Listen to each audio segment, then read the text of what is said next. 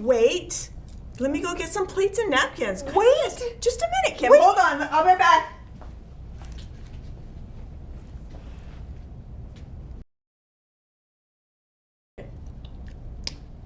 All right, I got the plates and Kim. Oh, it was really good. Do you want to taste? Oh.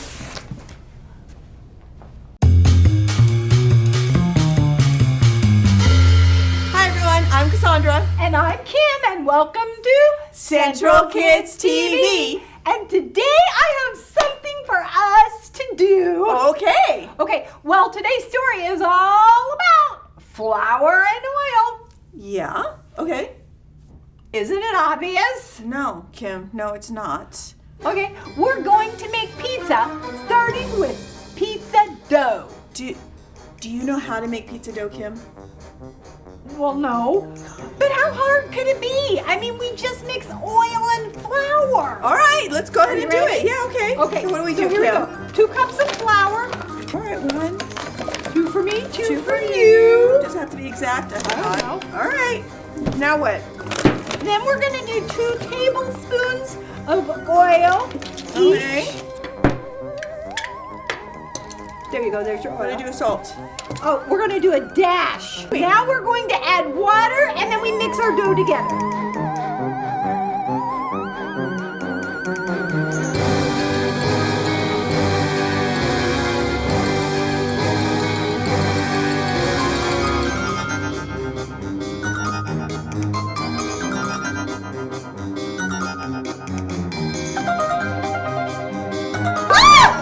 Oh my gosh! You get the dirty pizza. I'm not eating the one from the floor. It's fine. It's fine. It's totally fine, guys. Okay, Cassandra. Yeah. I don't think this is working. This isn't right, is it? No. No. All right. Now what do we do? I'm calling. Calling who? Pizza delivery. Special delivery. I need a special delivery pizza. I think it's time for the story. Before? The story. All right, that's good. The story before the story. Today, we're in the book of 1 Kings, which picks up right where 2 Samuel leaves off, at the end of King David's life. Everything had started off great with the glorious reign of David's son, King Solomon. But toward the end of Solomon's life, things began to fall apart. A short time later, the kingdom split in 2. After that, most of the kings who ruled God's people were kind of terrible. And King Ahab was one of the worst. He led the people far from God. So, God raised up a prophet named Elijah. Elijah warned that because Ahab had turned away from God, the land would experience a time of no rain. Which is where our story starts. Take it away. Let's set up the scene for today's epic story. See, King Ahab had been an absolute train wreck for Israel, leading the people to worship the false god Baal. But then Elijah showed up to confront him. I serve the Lord. He is the God of Israel. You can be sure that there won't be any dew or rain on the whole land during the next few years. It won't come until I say so. You impertinent knave. As you can imagine, Ahab was not happy with Elijah. The false god Baal was supposed to control the weather, and when all of the rain stopped, it meant that the one true God was more powerful than Baal. Elijah needed to escape from Ahab's anger. So God sent Elijah east to hide in a place called the Kerith Valley. God said, "You will drink water from the brook. I have directed some ravens to supply you with food." So during the time of no rain, Elijah drank from the stream and received his food from a flock of ravens every morning. And every evening. You might call his meal delivery Service Bird Dash. But meanwhile, outside Elijah's hidden valley, the land was in trouble. With no rain, wells began to dry up. The crops failed. Life was hard for everyone, but especially for a widow in the town of Zarephath. Gather sticks and fan the flame. Bread's all gone. Who's to blame? Now, you need to understand, at this time, if a woman's husband died, She had no way to support herself or her children. And during a time of famine, survival was nearly impossible. This widow was in desperate trouble. The drought was so bad that even Elijah's brook finally dried up. God told him, Go right away to Zarephath. I have directed a widow there to supply you with food. Okay, now if I was Elijah, I would have a lot of questions. like, first off, Zarephath was in enemy territory. Second, Zarephath was about 85 miles away.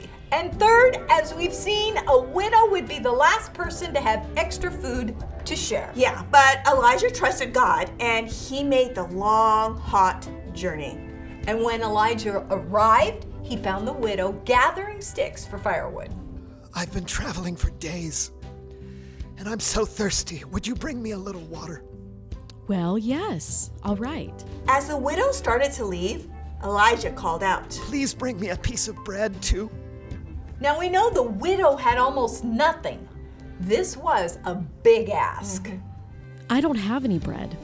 All I have is a small amount of flour and a little oil.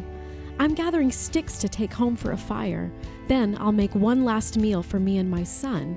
And after that, well... The widow had no way to get more flour or oil, so she and her son had no chance of survival. But Elijah knew what God had told him. Don't be afraid. Go home and make some bread. Bring me a small loaf, and then you and your son eat the rest. The Lord says the jar of flour will not be used up. The jug will always have oil in it until the day the Lord sends rain. We don't know what the widow thought about any of this, What Elijah said must have sounded really crazy. but she chose to go ahead and do it. She shared her bread with Elijah and had enough left for a meal with her son. And the next day, Look! There's flour here. I know, I used it up yesterday. Quick, bring me that jug. There's oil too. Just like Elisha said. We can have breakfast, lunch, dinner. Second breakfast, 11sies. Afternoon tea. from that day on, the jar of flour and the jug of oil always stayed full enough to provide food for the next meal. That's incredible. They just stayed full. And for the rest of the drought, Elijah, the widow, and her son had food to eat, just as the Lord had promised. The end. You know, I've always wanted a bottomless jar of stuff, like maybe chocolate hazelnut or bread, yeah. a never-ending box of pizza. Our delivery is here. It is? Yeah. Oh, okay. Let me get it. Truth is, we often forget what we do have, and it's easy to compare yourself to other people and feel like you don't have much. But even if you don't have a lot of stuff, like the widow in our story, you can still be generous. Oh, hey, pizza. And generosity is making someone's day by giving something. Away. Is that good pizza? Good pizza. Yeah. Oh, yeah. You want to come have some? Yes, I do. Woohoo. No matter who you are, God has given you things that you can share with others. Like pizza. Or a friend forgot their lunch and you share your food with them. Or you give your extra water bottle to a teammate at soccer practice. Often though, what you have to give is more than food. It could be like giving a listening ear to your grandpa or a friend. Or pausing to give a smile to the crossing guard. You can give your time, Your energy, your encouraging words. even a good attitude. Jesus showed us amazing ways to give. He constantly traveled and hardly owned anything, but he always had kindness and help to offer the people around him. No matter who you are or what's going on, God has given you something that you can share with others.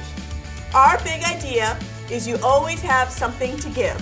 Like pizza. Yes, this is delicious. That's all for today, guys.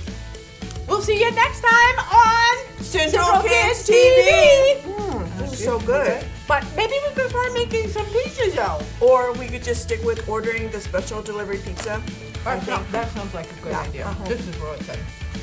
Can I have another piece? Okay. October.